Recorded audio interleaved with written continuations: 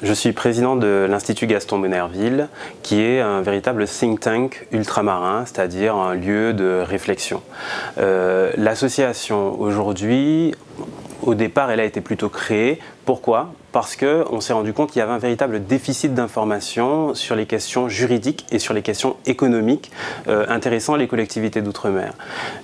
On s'est réunis avec quelques juristes, quelques économistes, et on a commencé à rédiger des articles qu'on a rassemblés dans une revue, le Mirador, qu'on publie à une fréquence trimestrielle, qui est la première revue spécialisée du droit et de l'économie des collectivités d'outre-mer, mais qui n'est pas destinée uniquement à des spécialistes.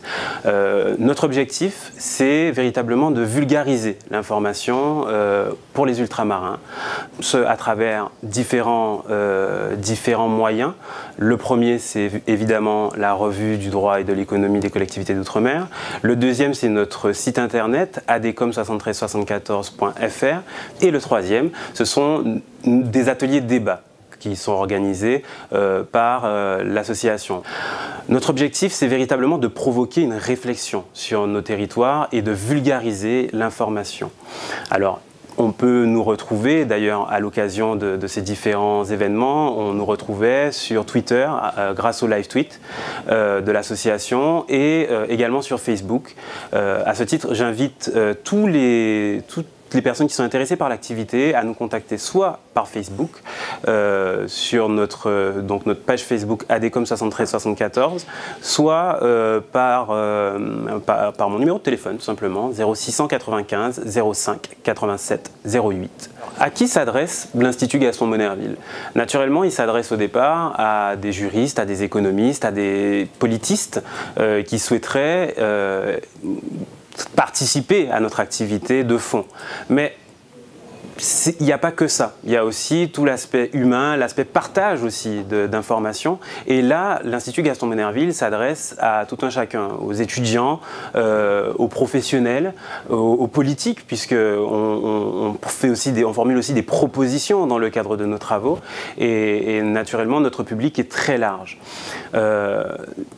C'est pas de tout repos que de mener toutes ces activités et naturellement je profite de cette entrevue pour lancer un appel à toutes les ressources humaines et bien naturellement à toutes les ressources financières qui voudraient nous aider.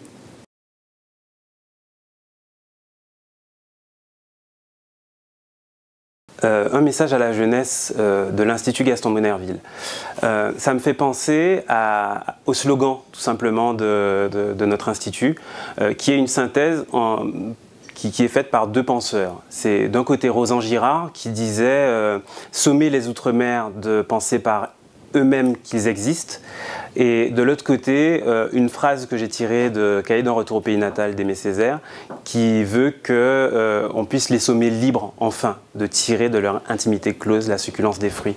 Et ça, je trouve que c'est juste magnifique. L'idée, c'est à un moment donné de nous remettre en perspective, de nous penser par nous-mêmes qu'on existe, et enfin pouvoir envisager un avenir commun en tant que territoire outre-mer, placé de l'autre côté des différents océans, mais aussi et peut-être surtout dans ce partenariat avec l'Hexagone qui ouvre sur un avenir qui ne peut qu'être beau.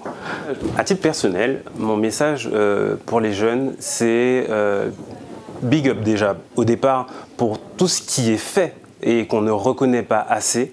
Je pense à quelques potes que j'ai qui sont de vrais exemples de réussite et dont on ne parle pas. Et ça, franchement, lorsque je parle d'eux, j'en ai quelque part gros sur la patate, parce que c'est des mecs qui sont des exemples pour notre jeunesse locale.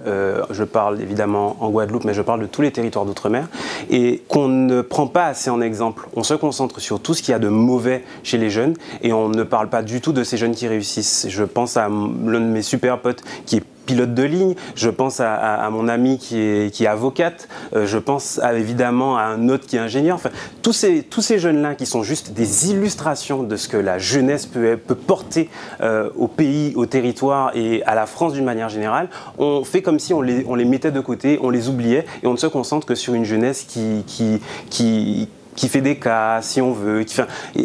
qui a des problèmes sans pour autant chercher à apporter des réponses à ces jeunes-là. Là-dessus, je veux aussi saluer l'initiative de DMJ et les jeunes de la Croix qui essaient de porter une gamme, d'aller de l'avant. Mon message plus généralement à la jeunesse, c'est quel que soit d'où on vient, quel que soit qui on est au départ, il faut se fixer des objectifs qui peuvent être par-delà toutes les espérances, mais il faut s'y tenir. Et quels que soient les vents qu'on va rencontrer, qui seront contraires, quelles que soient les pluies qui vont nous tomber sur la tête, on va se tenir à ces objectifs-là et on va les atteindre. Voilà le message que j'aurais envie de porter à la jeunesse aujourd'hui.